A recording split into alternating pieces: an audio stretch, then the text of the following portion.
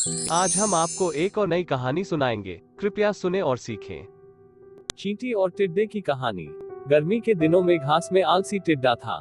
वह चहक रहा था क्योंकि उसका जीवन अच्छी तरह से कट रहा था। बिना किसी मेहनत के उसे खाना मिल जाता था। जब टिड्डा दिन का आनंद ले रहा था, एक चींटी अनाज को अपने घोंसले में ले जा रही थी। पास से गुजर रहे मेहनती चींटी को देखकर टिड्डे ने उसे अपने साथ शामिल होने और अपनी मस्ती साझा करने के लिए आमंत्रित किया। गर्मियों में पूरे दिन चींटी कड़ी मेहनत करती थी, भोजन इकट्ठा करती थी, जबकि टिड्डे ने गर्मी के दिनों का आनंद लिया था। टिड्डा चींटी को देखता और हंसता। आप इतनी मेहनत क्यों करते हैं प्रिय चींटी? वह कहता था। आओ थोड़ी देर आराम करो, मेरा गाना सुनो। गर्मी यहाँ है, दिन लंबे और उज्ज्वल है। श्रम और कठिन परिश्रम में धूप क्यों बर्बाद करे? चींटी ने कहा, मैं सर्दियों के लिए खाना जमा करने में मदद कर रही हूँ। सर्दियों के बारे में क्यों परेशान है?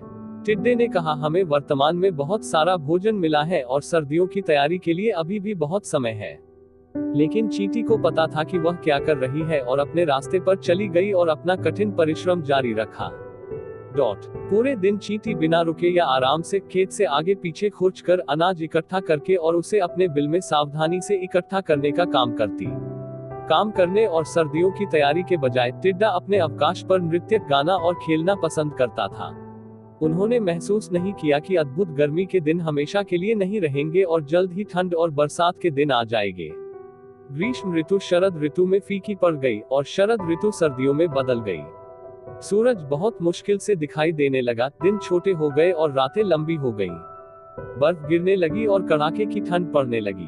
जब कड़ाके की ठंड आई तो टिड्डे को एहसास हुआ कि चींटी सही थी और उसे तैयार रहना चाहिए था। टिड्डे को ऐसा नहीं लगा कि वह और गाएगा। जब उनका भोजन भरपूर मात्रा में था तब उन्हें अपना सारा समय बर्बाद नहीं करना चाहिए था। वह ठंडा और भूखा था। उन्होंने यह नहीं सोचा था कि यह सर्दी सामान्य से अधिक खराब हो सकती है। और क्योंकि उसने खुद के लिए भोजन संग्रहित नहीं किया था या किसी और को ऐसा करने में मदद नहीं की थी, इसलिए वह दूसरी गर्मी देखने के लिए जीवित नहीं रहेगा।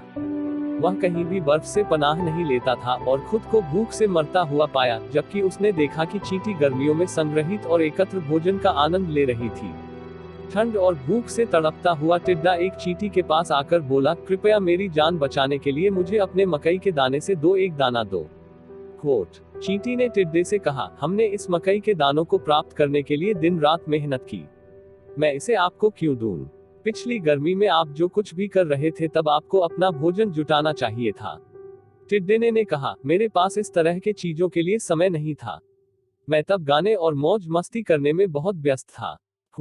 चींटी हंसकर बोली, जिस समय तुम गाने और मौज मस्ती करने में व्यस्त थे उस समय मैं खाना जुगाड़ करने में व्यस्त था। दिन रात मेहनत करके मकई के दाने जुगाड़ किए आने वाले कल के लिए। अगर तुमने भी उस समय हमारी तरह मेहनत करके खाना जुगाड़ किया होता तो फिर आज तुम्हें यह दिन नहीं देखना पड़ता। फिर चींटी बिना एक भी शब्द कहे वहां से चला गया। कहानी से शिक्षा। तो बच्चों, आज की कहानी से हमें यह शिक्षा मिलती है कि हमें कुछ भी चीज को बचा कर रखना चाहिए ताकि वह समय पर काम आए। अपने काम में मेहनत के साथ जुटा रहता है, उसे आगे आने वाली मुश्किलों से लड़ने में आसानी होती है।